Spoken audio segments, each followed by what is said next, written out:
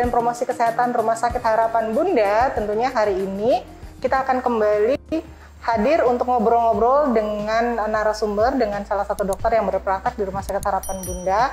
Tentunya Healthy People kami harapkan tidak bosan ya, Healthy People, kalau kita muncul lagi di layar Instagram Healthy People semuanya. Nah, hari ini dalam rangka memperingati Hari Diabetes Sedunia yang jatuh di tanggal 14 November kemarin, kita akan ngobrol-ngobrol dengan Dr. Bina Akura, spesialis anak, konsultan endokrinologi anak tentang diabetes mellitus pada anak.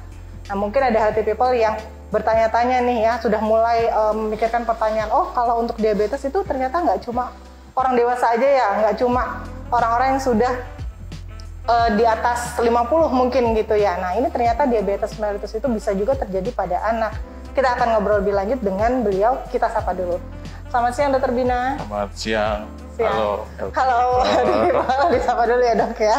Kita udah lama nih nggak ngobrol sama Dr. Bina ya dok ya. Kemarin kita terakhir ngobrol tentang vaksinasi COVID untuk mereka anak-anak yang ada penyakit ini ya dok ya, penyakit khusus ya dok. Baik. Nah gini, sekarang kita akan ngobrolin salah satu penyakit khususnya yaitu diabetes mellitus pada anak. Nah dok, untuk saya juga awalnya tahunya diabetes mellitus mungkin orang dewasa ya dok, yang udah di atas 40-an mungkin gitu ya, yang sudah geriatri ya dok ya. Nah tapi ternyata anak-anak juga bisa terkena nih dok untuk diabetes mellitus. Namun sebelumnya boleh nggak dok kita dijelaskan untuk mengenai kondisi diabetes ini dan juga seperti apa klasifikasi serta definisinya terlebih dahulu dok.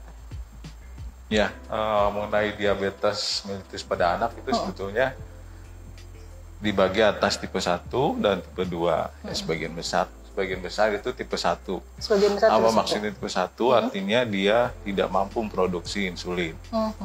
Penyebabnya yaitu kegagalan dari sel pankreas atau dibilang kelenjar ludah perut untuk menghasilkan insulin karena proses autoimun. Autoimun itu artinya sel-sel imunnya menyerang sel-sel yang memproduksi insulin. Nah, di situ. Jadi, sebagian besar dengan tipe 1. Tapi ada juga yang saat ini tipe 2 mulai banyak. Tipe 2 karena insulinnya produksi, tapi untuk bekerjanya dia istilahnya susah atau resisten. Jadi, biasanya pada anak-anak yang obes, anak-anak yang obesitas, beratnya berlebih. Gitu. Berarti berlebihan itu kan. Tapi ada sebagian kecil 2% atau itu 5% itu karena monogenik, artinya dia bawaan genetik dari keturunan orang tua. Oh baik, jadi orang tuanya ada diabetes, kemudian diberikan ke anaknya, gitu ya dok ya. Baik dok. Nah dari 2 tipe tersebut dokter, jenisnya yang tipe yang mana nih dok yang paling sering terjadi pada anak-anak dari pengalaman dokter? Sebagian besar, 80% itu 90 karena tipe 1. Tipe 1. Berarti yang tidak bisa produksi insulin sendiri gitu ya dok ya? Nah ini kenapa sih dok bisa terjadi, itu mungkin pertanyaan dari banyak orang ya dok, karena tahunya nih kita kalau udah mulai beranjak, udah mulai tumbuh gitu ya dok ya, jangan banyak-banyak makan gula gitu nanti diabetes gitu ya dok. Nah ini kalau terjadi pada anak-anak ini dok, mulainya kenapa ya dok awal mulanya? Kalau tipe 1 autoimun ya kita dari berbagai penelitian belum tahu penyebabnya, tapi yang jelas autoimun. Artinya ada antibodi yang menyerang sel pankreasnya. Itu kalau diperiksa anak diabetes pasti ada positif. Gitu. Nah untuk mengenai cara mengetahuinya, terus apakah ada hubungan dengan konsumsi gula itu sebetulnya tidak ada. Oh, nggak ada ya dok ya? Karena tipe 1, ya, kecuali tipe 2. Ya. Terus cara mengetahuinya ini kita tidak tahu karena dia proses autoimun itu bisa terjadi berapa tahun sebelumnya atau berapa bulan. Proses autoimun itu kita tidak bisa mengetahuinya. Ya, tapi dari satu gejalanya kita bisa tahu. Misalnya tipe 1, anaknya sering kencing, sering bangun malam, sering ngompol, nah itu perlu kita waspadai. Gitu. Terus dia sering minum, haus, sering minta minum. Terus sering makan banyak sekali, tapi beratnya nggak naik. Oh, justru gitu. Beratnya tidak naik ya dok? Perlu diwaspadai. Selain itu juga berat badannya turun, harus diperhatikan. Kalau misalkan ya ini mungkin ya masyarakat jarang menimbang berat badan sih, jadi mesti awareness itu gitu. Itu gejala-gejala awal gitu. Kayak gitu gejala-gejala awal ya dok. Nah biasanya ditemukan pada usia berapa dok anak-anak ini? Bervariasi ya, dari yang paling kecil itu 3 tahun atau 4 tahun bisa. 3 sampai 4 tahun ya, udah tapi bisa. Pada remaja bisa juga. Gitu. Tapi sebagian besar pada usia sekolah 8 tahun, 9 tahun. Itu sudah mulai terlihat ya dok. Nah dari tanda-tanda tersebut yang dokter sebutkan, mana nih dok yang paling bikin jadi trigger atau yang perlu diwaspadai yang paling diwaspadai ya dok ya, agar bisa datang ke dokter untuk konsultasi gitu dok? Yang perlu diwaspadai ya itu tadi, gejala sering haus, sering lapar, semua itu harus sering ada. Pipis itu biasanya ya. Seringkali ini nggak disadari orang tua gitu. Biasanya orang tua senang makannya banyak gitu, tapi beratnya nggak naik. Nah, itu sebetulnya yang perlu tanda tanya gitu. Nah kalau dia sudah lanjut, biasanya bisa timbul sesak napas, sakit perut, yang dibilang usus buntu, kemudian diare juga bisa. Ini pada yang kita bilang namanya komplikasi ketoasidosis. Ketoasidosis maksudnya gulanya itu tinggi tapi tidak bisa dipakai oleh sel-sel badan. Jadi lemak yang dipecah di badan. Nah, itu bikin komplikasi gitu. Kalau udah komplikasi ketoasidosis biasanya anak udah nggak sadar masuk gitu. Paling sering terdeteksi awalnya karena ketoasidosis gitu. Sebetulnya perlu awareness-nya, gejala awalnya itu perlu diwaspadai dari gejala awal yang tadi 3P tadi, poliuri, polidipsi, polifagi. Oke dok. Nah ini kalau dari bayi baru lahir itu sudah bisa dideteksi belum sih dokter?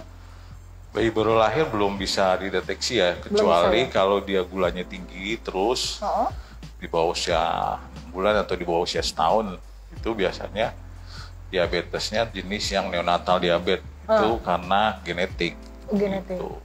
Bisa dari saat misalnya dok, bisa nggak sih kalau pada saat di dalam kandungan ibunya ternyata angka gula darahnya itu tinggi gitu, bisa nggak sih dok jadi ke babynya gitu dok?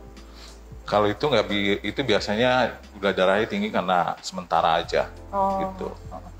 Transien, artinya sementara. Sementara aja gitu. Tapi kalau yang natal diabetes ya bawaan, genetik. Itu ada pemeriksaan genetiknya biasanya di luar. Baik dok. Nah healthy people, untuk ini sekilas tadi dijelaskan oleh Dokter Bina tentang definisi sendiri dari diabetes mellitus pada anak, kemudian tanda-tanda yang harus diwaspadai oleh orang tuanya gitu agar tidak terjadi keterlambatan dalam pemeriksaan. Nah, healthy people, jika ada yang ingin mengajukan pertanyaan, silakan saja untuk disampaikan di live chat Instagram Rumah Sakit Harapan Bunda atau di DM Instagram Rumah Sakit Harapan Bunda. Nanti akan kita tanyakan ke Dokter Bina. Dok, kita nanti ngobrol lagi dok. Kalau untuk yang anak-anak yang sudah menyandang diabetes mellitus nih dokter, apa yang harus dilakukan oleh orang tuanya pertama kali dok? Begitu terdiagnosa, kemudian apa yang biasa disarankan untuk orang tuanya? Satu, karena dia autoimun, ya, orang tua tidak perlu khawatir, ya, tidak perlu cemas, dan menerima kenyataan. Biasanya tiga ini tidak bisa menerima kenyataan.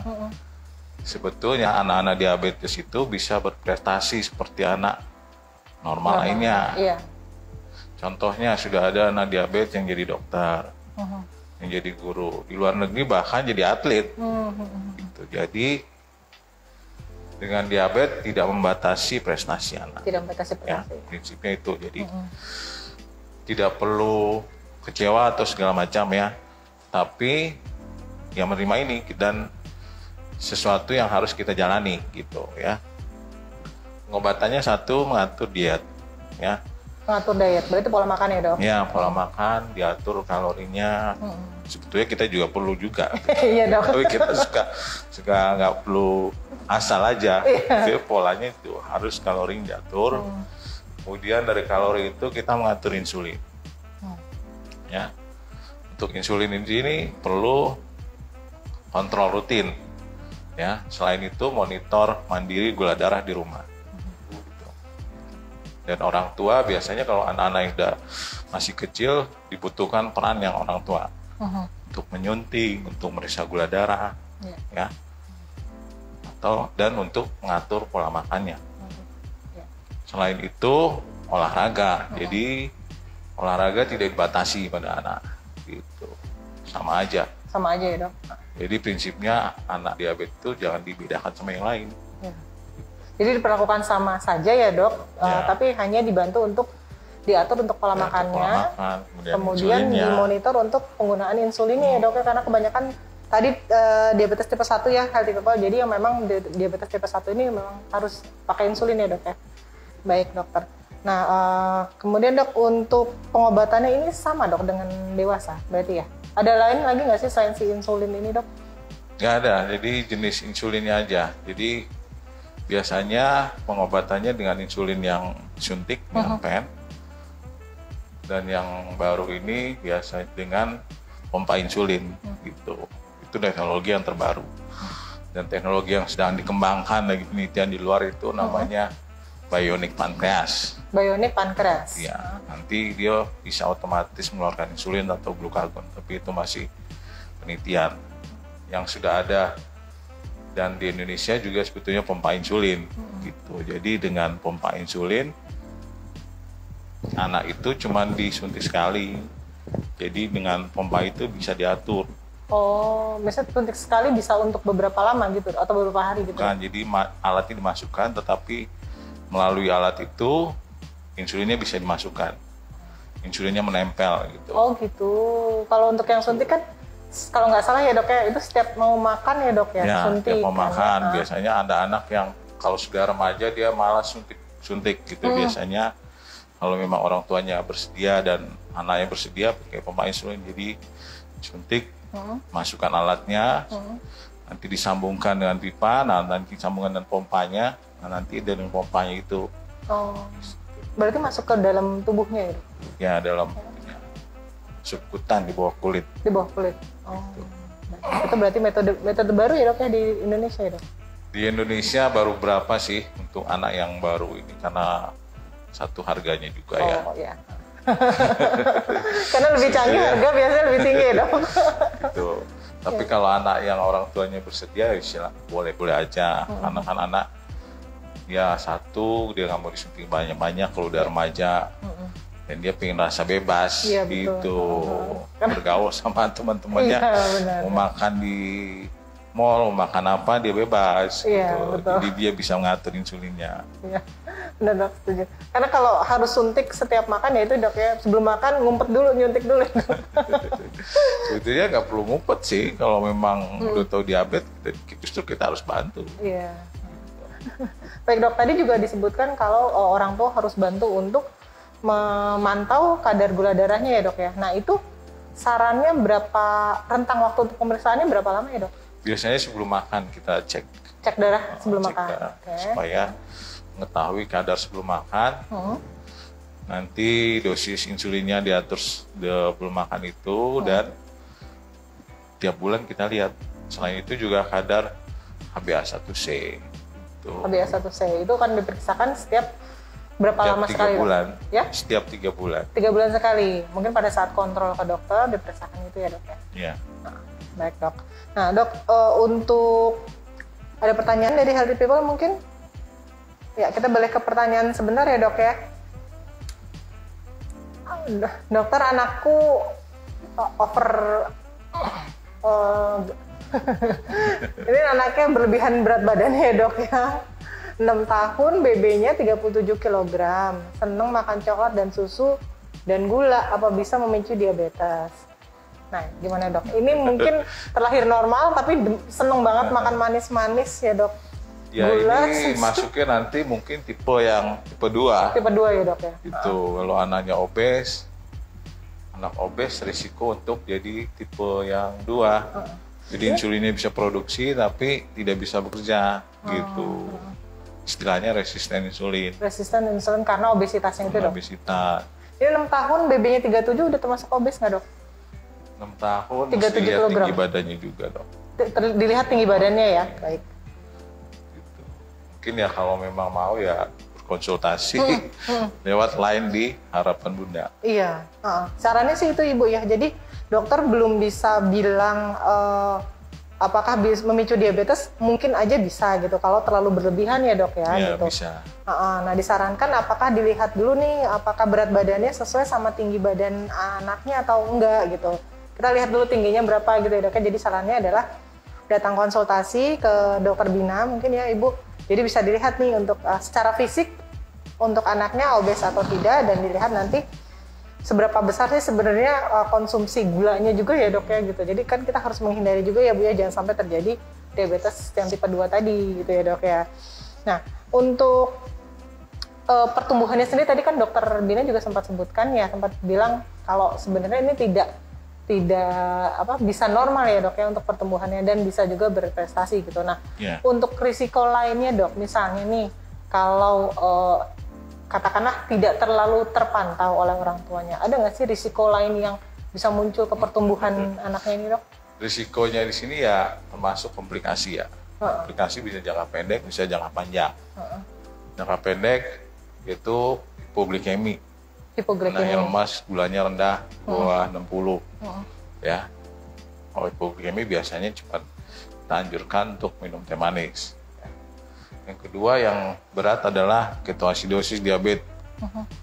Ini biasanya anaknya ya tadi lemaknya dipecah, jadi asam darahnya, anaknya sesak, kesadarannya menurun. Nah ini ya komplikasi ini. Biasanya ketoasidosis ini yang bikin kematian pada anak-anak diabetes. Gitu. Saya itu kalau gulanya tidak bagus terus tinggi, ada namanya komplikasi jangka panjang. Satu ke mata atau retinopati. Retinopati diabetes ya dok. Iya, jadi matanya penglihatannya berkurang. Kedua ginjal, nefropati ya, gangguan ginjal ya bisa ujung-ujungnya gagal ginjal. Cuci darah. Iya. Ketiga bisa ke syaraf tepi, neuropati. Jadi baal di ujung-ujung. Nah ini bikin luka nggak sembuh-sembuh, itu bisa risiko. Luka diabetes berarti ya dok? Iya. Jadi gangguan neuropati, gangguan vaskuler perifer, juga yang nggak kalah penting adalah dislipidemi, jadi lemaknya tinggi. Itu bisa nantinya ke jantung yang jangka panjang. Jadi ini yang dicegah pada anak supaya kontrol metaboliknya bagus. Baik dok, berarti memang harus orang tuanya juga harus terlibat sekali ya dok ya untuk memantau tumbuh kembangnya, kemudian kadar gula darahnya dan lain-lainnya. Nah dokter kita akan menyambungkan ngobrol-ngobrol juga ya dok sama orang tua dari pasien dokter Bina nih Healthy People. Jadi kita akan menyambungkan live Instagram ini dengan Ibu Irmawati, mama dari M. Zufar Al-Kausar. Jadi Dede Zufar ini merupakan salah satu pasien dokter Bina di Rumah Sakit Harapan Bunda. Nah, kita akan ngobrol-ngobrol dengan mamanya yaitu Ibu Irmawati untuk sharing tentang pengalaman beliau dalam membantu tumbuh kembang anaknya yang mengalami diabetes mellitus ya. Kita coba sambungkan dulu ya dengan Ibu Irmawati. Sudah tersambung? Baik, sudah tersambung dengan Ibu Irma, mama dari Zufar. Selamat siang Ibu. Selamat siang. Selamat siang Bu. Itu dokter Bina Bu. Siang dok. Mana Bu? Zufar, sehat? Tidak. Sehat ya Ibu ya? Alhamdulillah sehat Bu. Sehat ya, alhamdulillah. Zufar gimana Ibu? Alhamdulillah sehat. Sehat ya, alhamdulillah. Kenapa Bu? Enggak. Anaknya lagi main kan. Oh, anaknya lagi main, wah aktif ya. Gak apa-apa kata dokter Bina, boleh Bu aktivitas fisik banyak-banyak juga nggak apa-apa ya dok ya, asal hati-hati. Baik, Ibu Irma, kita pengen ngobrol-ngobrol sedikit sama Ibu, mungkin boleh sharing juga ya Ibu ya untuk pada saat Zufar nih gitu kan, karena ternyata Zufar ini ada mengidap diabetes ya Bu ya, gitu. Nah, boleh sharing Ibu kepada Healthy People di rumah, gimana Ibu pertama kali pada saat mengetahui bahwa Zufar ternyata ada diabetes, kemudian ada perubahan perilaku nggak sih dari Zufar ini gitu Bu? Boleh nggak sharing sedikit Ibu? Duh. Nggak bisa ngomong deh, sedih. Oh sedih, iya pastinya ya Bu ya, karena kan anak ya buah hati kita gitu. Anak keberapa ya Bu Zufar? Anak ketiga.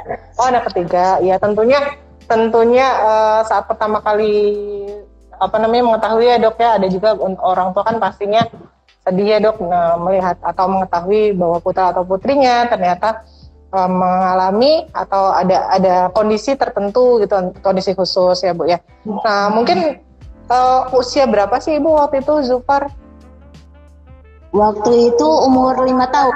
5 tahun. Sekarang usianya berapa Bu?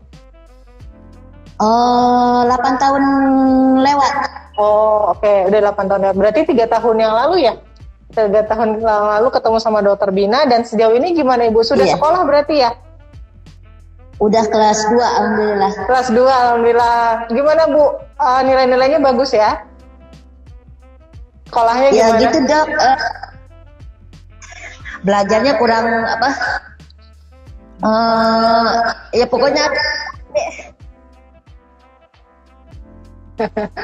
mungkin kan kemarin kondisi pandemi 2 tahun ya Bu, kita jadinya mungkin anaknya lebih seneng karena masalah pembelajaran di rumah, jadi mungkin lebih kurang banyak yang mengalami hal yang sama sih Bu, kurang konsentrasi belajar mungkin gitu ya. Tapi nanti mudah-mudahan ini sekolah-sekolah sudah mulai dibuka lagi, jadi mudah-mudahan nanti bisa ketemu teman-temannya, lebih bergairah lagi untuk sekolah gitu, untuk belajar gitu ya Bu ya. Berarti udah ada, alhamdulillah udah PTM. Gimana Bu? Cuma kalau PTM, jadi terus cuma masalahnya itu kalau belajar tuh pusat emosian orangnya. Usia emosian kali ya Dok. Marah-marah. Mamanya dimarahin. Disuruh belajar tapi mamanya mungkin malah dimarahin. Iya, makanya sebenarnya apa harus dari diabetes penyakitnya atau gimana? Dari ini. Mungkin dijawab sama Dokter Bina, ada pengaruh nggak Dok dari sakitnya? Enggak ya Dok? Enggak sih, itu nggak ada. Boleh dijawab Dok, buat dari Ibu rumahnya lebih tenang Dok. Nggak ada hubungan sama diabetesnya Bu, jadi emosi ya karena anaknya aja tuh. Tapi memang kalau dia ada beberapa anak yang kalau dia biasanya usia remaja ya, ada yang stres, ada yang depresi. Nah ini bisa karena diabetesnya biasanya pada anak-anak remaja. Tapi kalau anak yang masih 8 tahun sih nggak ada pengaruh dari diabetesnya Bu. Biasanya anak-anak yang udah remaja yang udah merasa bosan mungkin ya. Bosan, udah merasa pingin tampil sendiri gitu. Biasanya itu masalah psikologisnya di situ. Ya. Baik Dok. Jadi nggak usah khawatir Bu Irma, nggak ada tidak berhubungan dengan apa yang dialami Zufar ya Ibu ya. Jadi kalau suka marah mungkin memang ya habis emosi. Kadang kita habis gimana ya Dok ya? Kalau kita mungkin kan dulu dia nggak pernah begitu ya Dok ya, nggak pernah marah, nggak pernah apa. Makanya saya bilang apa karena dari penyakitnya atau gimana saya. Enggak Bu, tenang Bu. Iya, alhamdulillah. Ya alhamdulillah enggak. Jadi udah dijawab sama Dokter Bina Bu, ternyata tidak berhubungan. Ini mungkin ya fase-fase usia anak-anak ya Dok ya. Itu fase-fase anak-anak di mana ya memang mau pinginnya main, tapi kita kan masih jaga-jaga kondisi juga ya Bu ya, karena kan masih pandemi gitu. Nah mungkin sebel kali Bu, nggak boleh banyak-banyak keluar Bu. Jadinya suka marah kalau disuruh belajar. Baik Bu. Nah untuk pengobatan dan terapi yang rutin saat ini dibuat Zufar ini apa aja Bu yang Ibu lakukan? Sementara saat ini hanya insulin aja Dok. Insulin ya, tapi itu rutin bagus ya Dok, berarti ya, udah sesuai. Untuk insulinnya nggak ada masalah kan Bu? Ketersediaan. Alhamdulillah nggak ada Dok, nggak ada. Jangan lupa Bu untuk kadar gula darahnya ya tadi dokter Dina juga udah sampaikan. Iya. Dibantu dipantau gitu. Iya, sih. Kelihatan kok rajin ibunya. Ya dok ya, mantap ya Bu. Anaknya yang nggak mau. Anaknya yang nggak mau, katanya capek terus disuntik katanya. Oh iya. Ya karena bosan setiap saat ya dok ya. Iya. Iya. Ya pengobatannya seperti itu, kita harus tetap menyemangati anak. Itu maaf dok, itu nggak ada salahnya dok. Seperti minum obat herbal itu boleh nggak dok? Herbal. Obat-obat herbal gitu ya Bu maksudnya? Iya. Untuk obat herbal nggak ada Bu. Kalau tipe 1 nggak ada Bu. Enggak, soalnya ada yang katanya ada yang minum obat inilah, ingin apa gitu. Cuma kan saya dokter, cuma hanya insulin saja. Kalau obat saya herbal takut. ya Bu, obat herbal tidak ada Bu.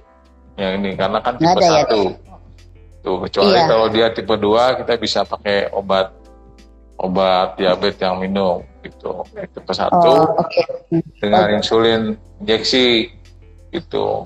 Alternatifnya yang lagi dikembangkan yaitu yang memang berkembang sekarang adalah pompa insulin, yang masih dikembangkan di luar negeri ya bionic pancreas. Jadi untuk saat ini masih dok, dengan insulinnya ya Ibu ya, mungkin nanti dibantu untuk dikasih pengertian aja kalau memang ini harus gitu ya Bu ya. Gitu. Nanti mungkin kapan bisa kontrol lagi ke dokter Bina bisa bantu untuk ini ya dok, kembali membujuk supaya anaknya nggak males untuk Iya. Mungkin ya bosen ya Bu ya setiap saat ya, mungkin ya itu bosen sih gitu. Namanya anak-anak Bu. Emang iya. Makanya pandemi saya belum pernah ngajak anak saya berobat ketemu ke dokternya. Jadi aja yang mungkin kalau untuk konsultasi rutin ke dokter itu ada jarak waktunya nggak sih dok? Kalau rutin biasanya sebulan sekali. Sebulan sekali ya, ketemu dokter ya. Sebulan sekali Ibu usahakan ketemu dokter atau bisa juga konsultasi online ya untuk dokter biar bisa tahu juga perkembangan dari Zufarnya gitu. Jadi kalau memang ada yang perlu, mungkin ada dokter perlu memberikan arahan-arahan yang lain mungkin gitu. Itu ya Bu ya. Baik, Ibu boleh nggak Bu menyampaikan pesan nih Bu kepada orang tua atau healthy people yang sedang menonton Instagram Live Harapan Bunda nih Bu. Pesan dari Ibu untuk sesama orang tua ya Bu ya, agar anaknya tetap ya mungkin sesama yang ada buah hatinya juga mengalami diabetes mellitus juga. Pesan dari Ibu gimana nih Bu? Ya intinya kita jaga pola makan sama minum aja. Pola makan sama minumannya aja yang kita jaga. Oke. Untuk pola makan dan minumnya harus lebih dijaga untuk anak-anaknya supaya tidak kadar gulanya tidak berlebihan gitu ya Bu ya. Iya, seperti itu. Baik Ibu. Mungkin dari kami sudah cukup untuk ngobrol-ngobrolnya sama Ibu. Terima kasih banyak Ibu untuk sharingnya. Terima kasih banyak Bu. Terima kasih atas waktunya. Salam buat Zufar ya Ibu. Waalaikumsalam. Iya Ibu. Selamat siang Ibu.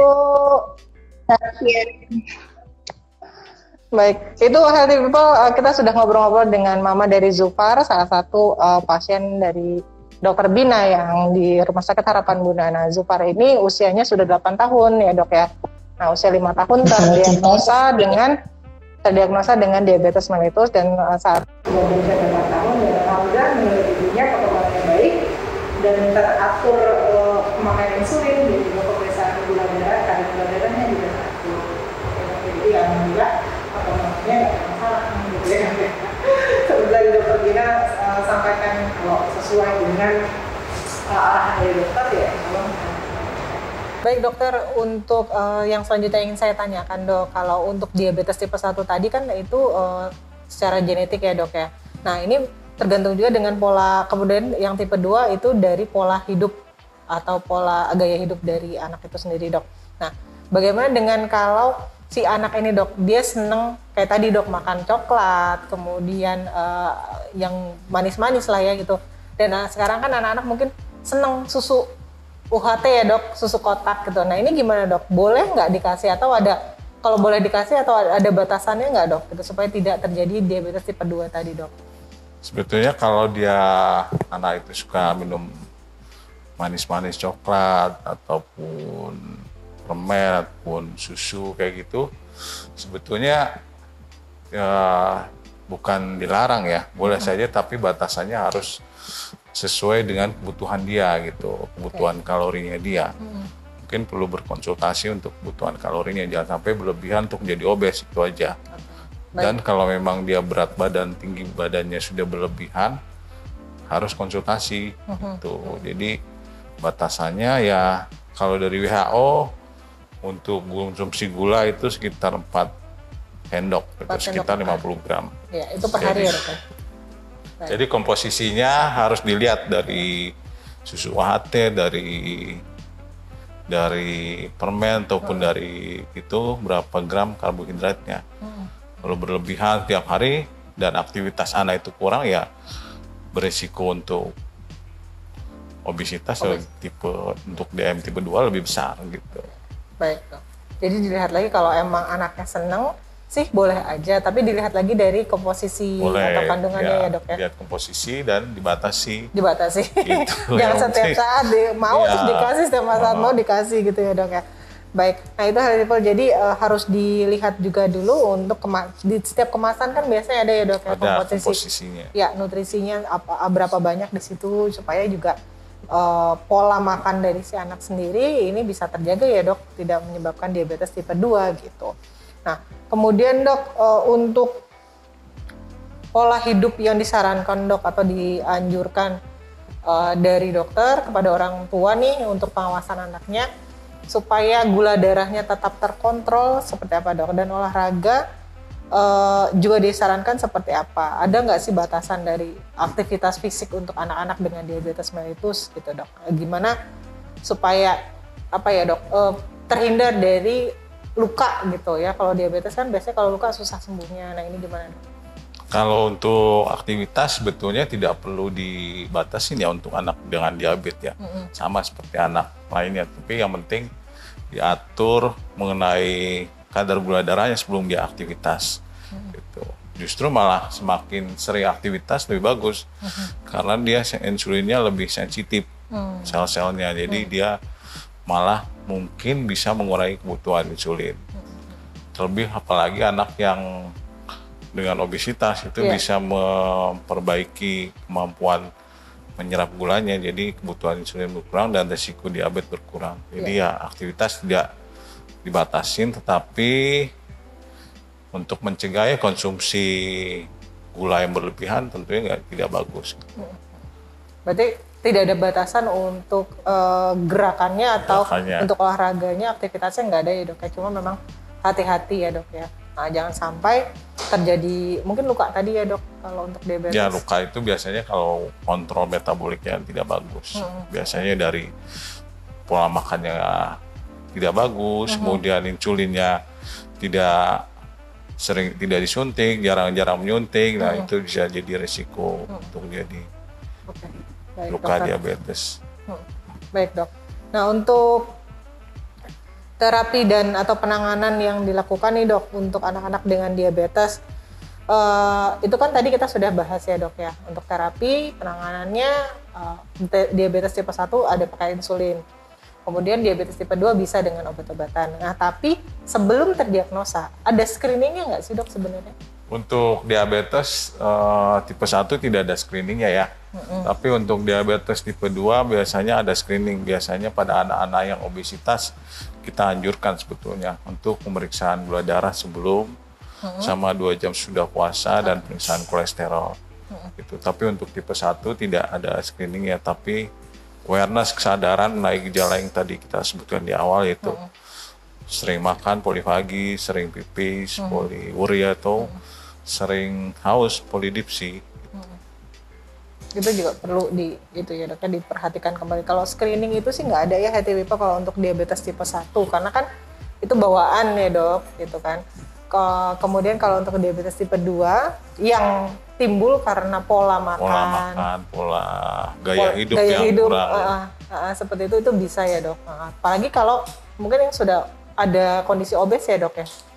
Tadi kondisi obesitas disarankan ya kalau untuk jaga-jaga boleh untuk screening dengan tes gula darah puasa, kemudian kolesterol ya dok. Anak-anak nggak apa-apa ya dok ya? Tes kolesterol ya. Baik dokter. Nah dokter sebagai penutup nih dok, boleh dok diberikan pesan atau saran dari dokter kepada orang tua nih yang baru punya baby mungkin untuk supaya tetap terjaga kesehatan buah hati atau yang sudah anak-anaknya sudah beranjak punya aktivitas sendiri umur 2 tahun, 3 tahun gitu ya dok ya. Ini bisa disarankan gimana caranya supaya tidak ada kata terlambat untuk mengatasi atau mendeteksi diabetes ini dok. Untuk saran saya ya, yang penting untuk diabetes tipe 1 adalah satu awareness, sadaran ya. Sebagai orang tua perlu sadar mengenai gejala diabetes.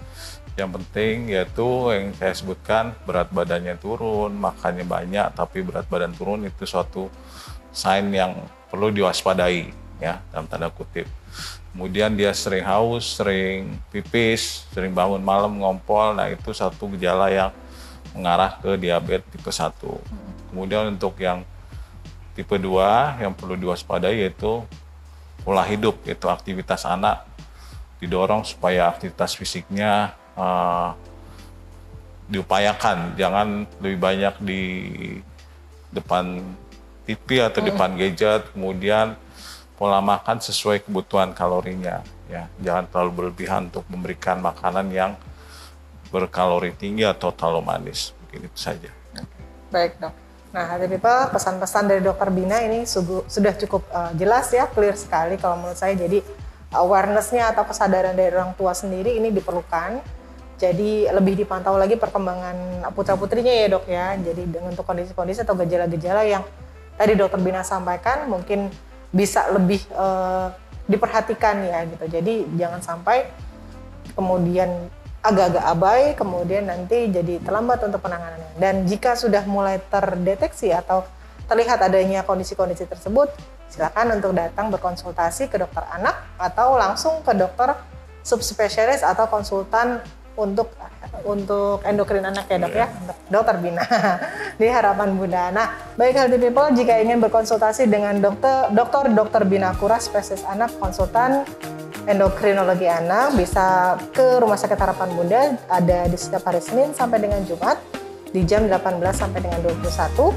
Kemudian di hari Sabtu di jam 15 sampai dengan 20. Kemudian healthy people juga bisa melakukan konsultasi melalui telemedicine, yaitu melalui dokter online service kami dengan mengirimkan pesan WhatsApp ke nomor 0817 0349 0318. Nanti akan dibantu oleh teman-teman dari Admindos untuk terhubung dengan Dokter Bina dan berkonsultasi melalui online. Jadi jangan ragu-ragu lagi untuk berkonsultasi ya healthy people ya.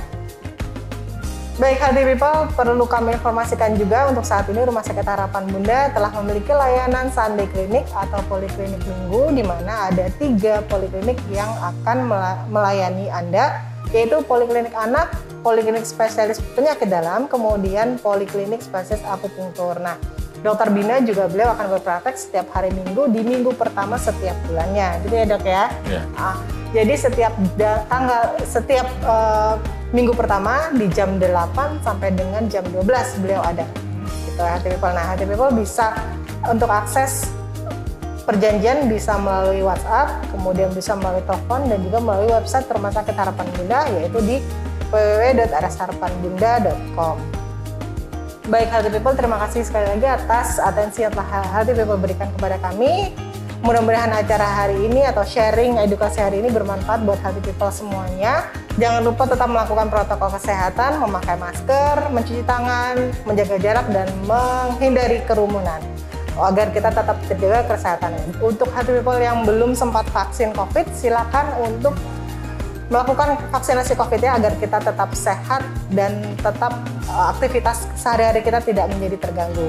Demikian dari kami Healthy People, terima kasih atas atensinya sekali lagi, keep healthy and happy.